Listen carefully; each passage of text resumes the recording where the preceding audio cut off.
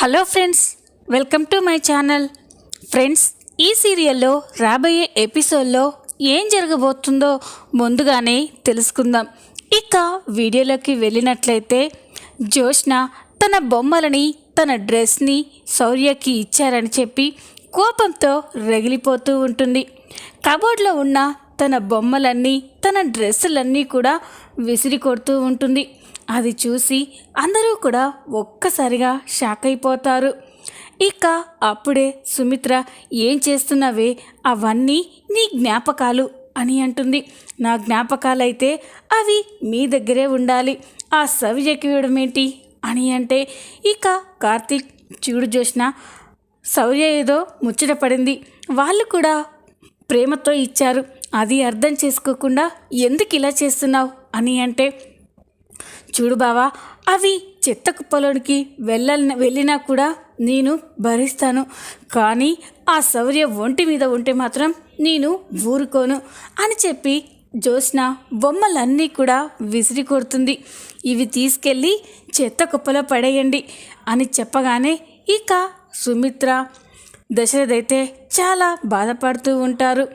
ఇక అప్పుడే కార్తీక్, సరే అనసూయ గారు, ఈ బొమ్మలన్నీ కూడా మన ఇంటికి తీసుకెళ్దాం, ఇవన్నీ ఒక సంచిలో ప్యాక్ చేయండి అని అంటాడు.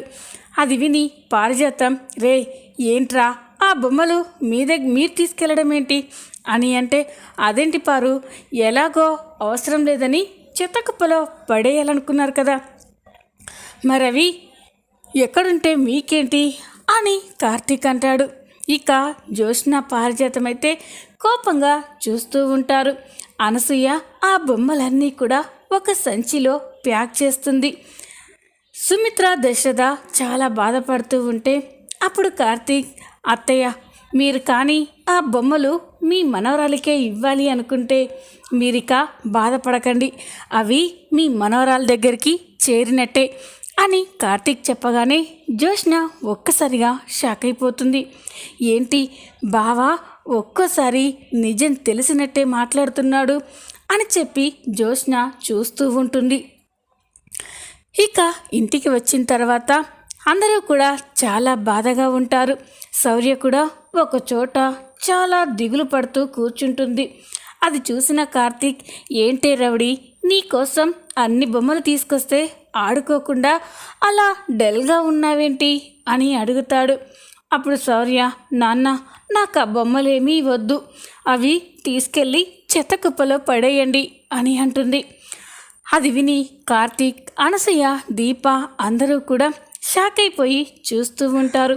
అదేంటి రౌడీ, ఆ బొమ్మలు నీకు నచ్చలేదా అని అంటే, బాగా నచ్చాయి నాన్న, కానీ ఆ బొమ్మలు నేను తీసుకోవడం జోకి ఇష్టం లేదు కదా, అక్కడ తాతయ్య అమ్మమ్మలతో ఎంత గొడవ పెట్టుకుందో నువ్వే చూసావు కదా, అందుకే ఆ బొమ్మలు నాకొద్దు నాన్న అని అంటుంది.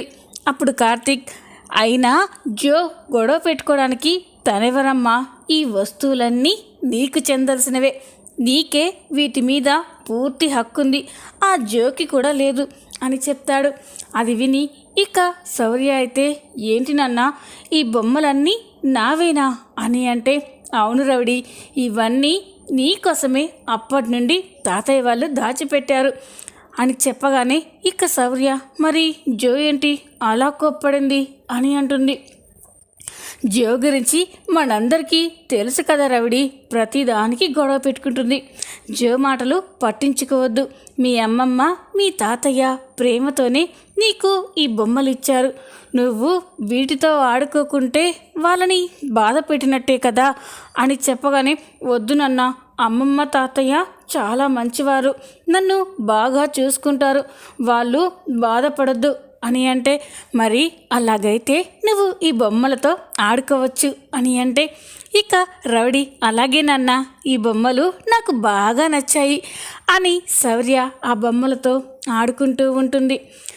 ఇక దీప కార్తీక్తో, మీరు శౌర్య వాళ్ళని అక్కడికి రమ్మని చెప్పి తప్పు చేశారు కార్తీక్ బాబు, చూశారు కదా అక్కడ జోష్న ఎంత కోప్పడి ఎంత గొడవ చేసిందో అని అంటే, అప్పుడు కార్తీక్, లేదు దీప, మనం శౌర్యని అమ్మ వాళ్ళని అక్కడికి రమ్మని చెప్పడమే మంచిదైంది, నువ్వే చూసావు కదా ఆ ఇంట్లో ఆ మనుషుల పెదాలపైన చిరునవ్వును చూడక ఎన్ని రోజులవుతుంది.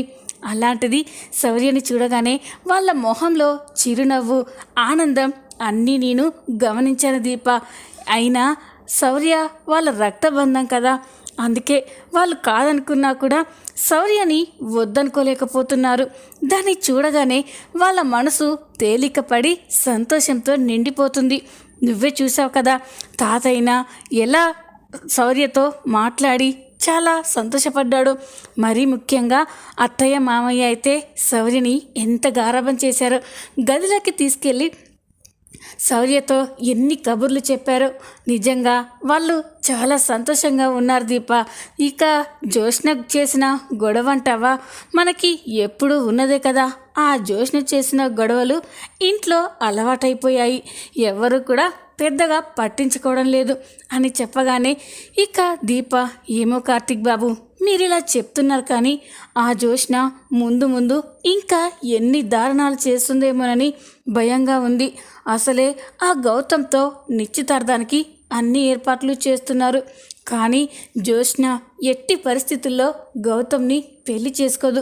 ఆ నిశ్చితార్థం ఎలాగైనా ఆపాలనే చూస్తుంది. అందుకోసం ఏ దారుణం చేస్తుందో, ఎవరికి ఏ ప్రమాదం కలిగిస్తుందో అని బాగా భయంగా ఉంది కార్తీక్ బాబు అని చెప్పగానే అప్పుడు కార్తీక్, అవును దీప, జోష్న అంతకు కూడా తెగిస్తుంది. తను అనుకున్నది చేయడం కోసం ఎవరినైనా ఇబ్బంది పెడుతుంది. అందుకే మనం జోష్న విషయాల్లో ఇంకా జాగ్రత్తగా ఉండాలి. జోష్న ప్రతి కదలికని గమనిస్తూ ఉండాలి. జోష్న ఎక్కడికి వెళ్తుంది, ఎవరితో మాట్లాడుతుంది, ఏం చేస్తుంది అన్నీ కూడా అబ్జర్వ్ చేస్తూ ఉండాలి అని చెప్పగానే ఇక దీప, అలాగే బాబు, ఎలాగైనా జోష్న బారి నుండి అమ్మ నాన్న తాతయ్యని కాపాడుకోవాలి అని దీప కార్తీక్ మాట్లాడుకుంటూ ఉంటారు. ఇది ఇలా ఉండగా మరో పక్క జోష్న అర్ధరాత్రి కాగానే మేడపైన ఒంటరిగా కూర్చొని ఆలోచిస్తూ ఉంటుంది. అప్పుడే పారిజాతం అక్కడికి వస్తుంది. జోష్నని చూసి, ఏంటే అర్ధరాత్రి దయ్యాలు తిరిగే సమయంలో నిద్రపోకుండా ఇక్కడేం చేస్తున్నావు అని అంటే, అప్పుడు జోష్న, మరి నువ్వు నిద్రపోకుండా ఇక్కడికి వచ్చావేంటి అని అంటే, ఎక్కడ నిద్ర పట్టి చేస్తుందే, ఈ టెన్షన్ రోజు రోజు పెరిగిపోతుంది అని చెప్పగానే, నాకు అలాగే ఉంది. ఎలాగైనా ఆ గౌతమ్ గారితో జరిగే నిశ్చితార్థాన్ని ఆపాలి, అందుకోసమే ప్లాన్ ఆలోచిస్తున్నాను అని అంటుంది. మరి ఆ బుర్రకి ఏదైనా తట్టిందా అని అంటే, ఇంకా లేదు అని అంటుంది. అప్పుడు పారిజాతంతో, గ్రాని నువ్వు కూడా ఆలోచించవచ్చు కదా అని అంటే, అమ్మో అంత టెన్షన్ నేను తట్టుకోలేనే. ఇప్పుడు ఆ దీపా కార్తీక్ ఇచ్చే షాక్ నుండే కోలుకోలేకపోతున్నాను. మళ్ళీ కొత్త ప్లాన్లు కూడా ఆలోచించడమా, అది ఈ బుర్రకి తగ్గదు అని అంటుంది. అలా అంటే ఎలా గ్రాని, ఏదో ఒకటి చెయ్యాలి కదా అని అంటే, ఏంటే చేసేది, నేను చెప్పిన మాట ఎప్పుడైనా విన్నావా? నేను చెప్పింది వింటే ఈ పాటికి ఈ ఆస్తి మొత్తం నీ చేతికి వచ్చేసేది. నువ్వు మహారాణిలా ఉండేదానివి. నేను చెప్పింది వినకుండా బావా బావా అని ఆ కార్తీక్ వెంటపడ్డావు. ఇప్పుడు చూడు ఏం జరుగుతుందో. ఇక నా వల్ల కాదు, నీ టెన్షన్స్ ఏంటో నువ్వే పడు అని ఇక పారిజాతం అంటూ ఉంటే జోష్న ఆలోచిస్తూ ఉంటుంది. అప్పుడే జోష్నకి ఒక ఆలోచన వస్తుంది.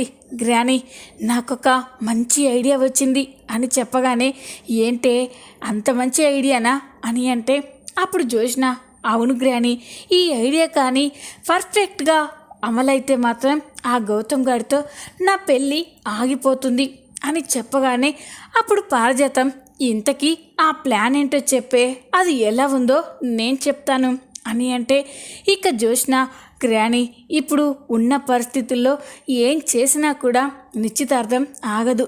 కానీ ఎవరికో ఒకరికి ఏదో ఒకటయ్యి హాస్పిటల్లో పడితే అప్పుడు బాధతో ఏడుపుతో ఈ ఇంట్లో నిశ్చితార్థం అనే మాటే 2 నెలల వరకు ఎత్తరు అని చెప్పగానే పారిజాతం షాక్ అయిపోతుంది.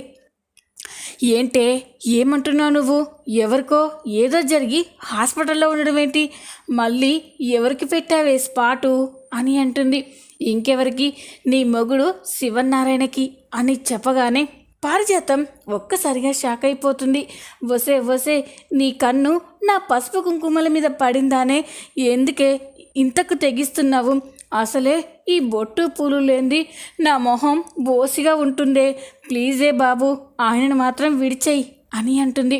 ఇక జ్యోత్స్న, గ్రాని నేనేమైనా తాతని చంపుతానంటున్నానా?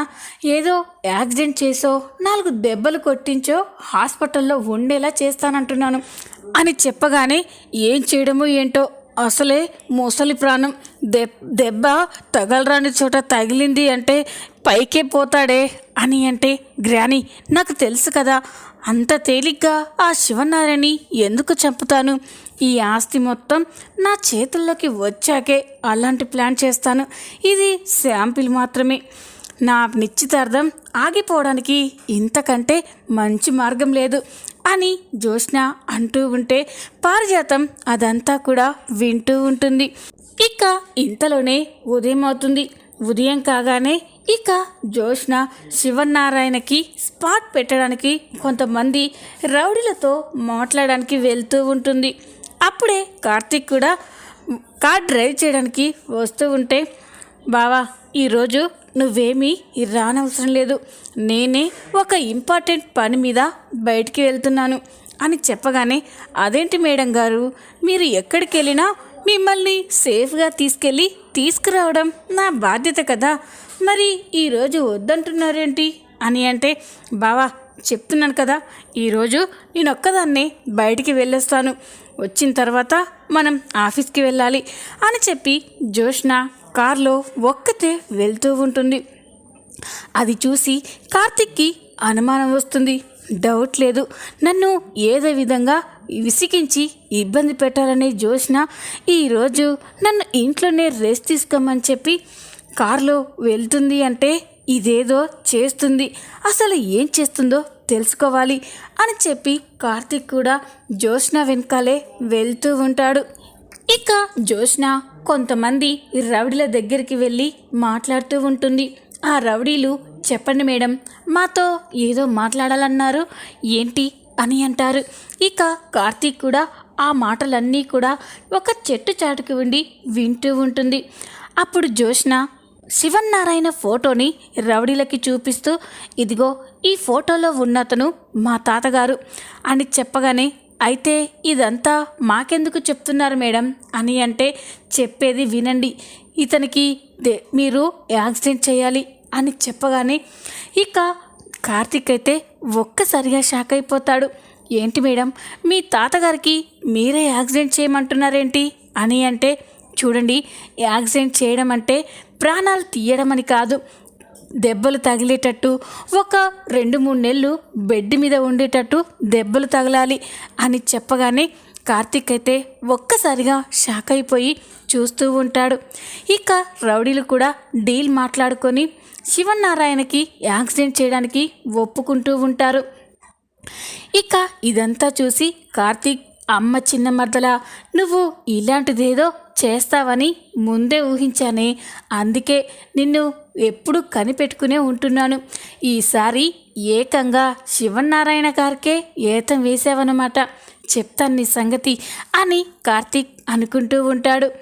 ఇక రౌడీలైతే శివనారాయణని కొట్టడానికి బాగా కాపు కాస్తూ ఉంటారు. శివనారాయణ ఆఫీస్ వర్క్ పై బయటికి వెళ్ళి వస్తూ ఉంటే రౌడీలు శివనారాయణ కార్కి అడ్డుగా వస్తారు. అది చూసి శివనారాయణ కోపంగా కార్ దిగి, రేయ్ ఎవర్రా మీరంతా, ఎందుకు నా కార్కి అడ్డుగా వచ్చారు అని అంటాడు. అప్పుడు ఆ రౌడీలు, సారీ సార్, మిమ్మల్ని కొట్టడానికి వచ్చాము అని చెప్పగానే శివనారాయణ షాక్ అయిపోతాడు. రేయ్ పిచ్చి పిచ్చిగా ఉందా, నన్ను కొట్టడం ఏంట్రా, ఎవర్రా మీరంతా, మిమ్మల్ని ఎవరు పంపించారా అని అంటాడు. ఇక రౌడీలు, అదంతా మీకెందుకు సార్, మా పని మమ్మల్ని చేసుకొనివ్వండి, రేయ్ ఇంకా చూస్తారేంట్రా, పని కానివ్వండి అని చెప్పగానే ఇక శివనారాయణ మీదకి దాడి చేసి కొట్టబోతూ ఉంటాడు. అప్పుడే కార్తీక్ అడ్డుగా వస్తాడు. కార్తీక్ రావడం చూసి రౌడీలు ఒక్కసారిగా షాక్ అయిపోతారు. శివనారాయణ కూడా స్టన్ అయిపోయి చూస్తూ ఉంటాడు. ఇక కార్తీక్, రేయ్ ఏంట్రా మా తాతనే కొట్టాలని చూస్తున్నారా అతను ఎవరనుకుంటున్నారు? The great Shivanarayana, Jyotsna restaurant owner అని చెప్పగానే ఇక రౌడీలు షాక్ అయిపోయి చూస్తూ ఉంటారు. నేనుండగా మా తాత మీద ఈగ కూడా వాలనివ్వనరా అని అంటే ఇక రౌడీలు అయితే ముందు నిన్నేసేస్తాం అని కార్తీక్ మీదకి దాడి చేస్తారు. కార్తీక్ రౌడీలతో ఫైట్ చేస్తూ ఉంటాడు. ఇదంతా కూడా శివనారాయణ చూసి ఒక్కసారిగా షాక్ అయిపోతాడు. ఇక కార్తీక్ రౌడీలతో ఫైట్ చేస్తూ ఉంటే రౌడీలు ఇక భయపడిపోయి పారిపోతూ ఉంటారు. అలా పారిపోతూ ఉంటే అందులో ఒక రౌడీని పట్టుకొని బాగా చితక్కొడుతూ ఉంటాడు. చెప్పరా, నీతో ఎవరిలా చేపించారు? మా తాతని ఇలా కొట్టమని ఎవర్రా మీకు చెప్పింది? చెప్పండి అని చితక్కొడుతూ ఉంటే ఆ రౌడీ దెబ్బలు తట్టుకోలేక చెప్తాను సార్, చెప్తాను. ఆయన మనవరాలు జ్యోత్స్నాయే మాకు డబ్బిచ్చి ఆయనకి ప్రాణాలు పోకుండా దెబ్బలు కొట్టమని చెప్పింది అని చెప్పగానే శివనారాయణ ఒక్కసారిగా షాక్ అయిపోతారు. రేయ్, ఏంట్రా మీరు చెప్పేది? జ్యోత్స్న అంటే వాళ్ళ మనవరాలేరా, తనెందుకు ఇలా చేపిస్తుంది అని అంటే అది మాకు తెలీదు సార్. ఆ మేడమే వచ్చి మా తాతయ్యని కొట్టాలని చెప్పింది. మాకు ఎంత డబ్బు కావాలన్నా ఇస్తానని చెప్పింది. డబ్బుకు కక్కుర్తిపడి మేము కూడా ఈ సార్ని కొట్టడానికి ఒప్పుకున్నాము అని చెప్పగానే శివనారాయణ ఒక్కసారిగా షాక్ అయిపోతాడు. ఇక రౌడీలు అక్కడి నుంచి పారిపోయిన తర్వాత, చూసావా తాత, నీ ముద్దుల మనవరాలు ఎంతకు తెగించిందో అని చెప్పగానే శివనారాయణ అయితే కుప్ప కూలిపోయి ఏడుస్తూ ఉంటుంది. ఏంట్రా, ప్రాణంగా చూసుకున్న నా మనవరాలే నన్ను ఇలా చంపించాలని చూడడం ఏంటి? నేను నమ్మలేకపోతున్నాను. ఎందుకురా, ఎందుకది ఇలా చేస్తుంది అని అంటే అప్పుడు కార్తీక్, తాత నువ్వు త్వరలో గౌతమ్తో జ్యోత్స్నకి నిశ్చితార్థానికి ఏర్పాట్లు చేస్తున్నావు కదా, ఆ నిశ్చితార్థం తప్పించుకోవడానికే ఇదంతా అని చెప్పగానే ఇక శివనారాయణ షాక్ అయిపోయి చూస్తూ ఉంటాడు. ఇంకా రాబోయే ఎపిసోడ్లు అయితే చాలా ఇంట్రెస్టింగ్గా ఉండబోతున్నాయి. ఈ వీడియో కనుక మీకు నచ్చినట్లయితే లైక్ చేయండి, సబ్స్క్రైబ్ చేసుకోండి. Thanks for watching.